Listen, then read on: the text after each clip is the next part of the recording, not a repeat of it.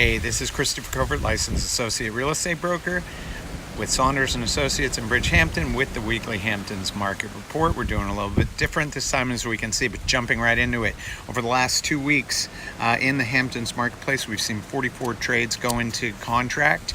75% of those under $2 million. But as I mentioned last week, there were rumblings of some big deals coming out, and sure enough, as widely reported in the trades this week, Keene Development in Southampton, last listed at just under $35 million, now in contract.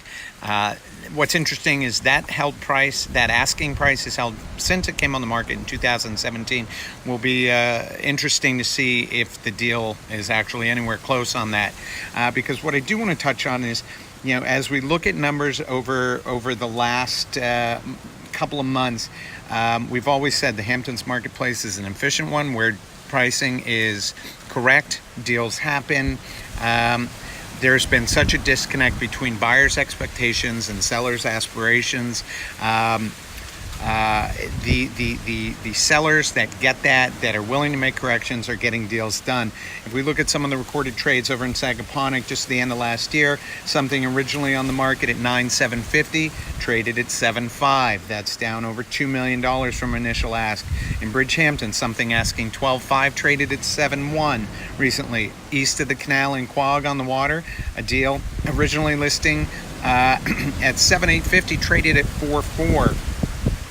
East Hampton, same deal, $7,900 initial ask, trading at $5,500. So you see where that goes, and I'll be able to report another one, waterfront Sag Harbor, later this week. It'll be the same story. So where the seller is tuning in with where the market is, that's where deals are getting done.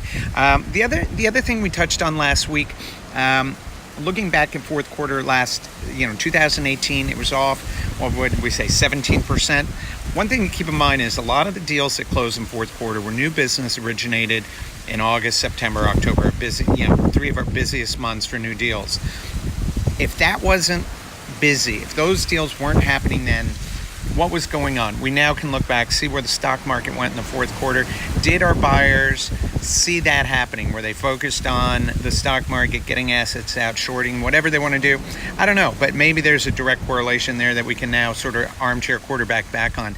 And now with some rebound in the market this year, some changes in financial forecasting, will we see those buyers back? Are they back?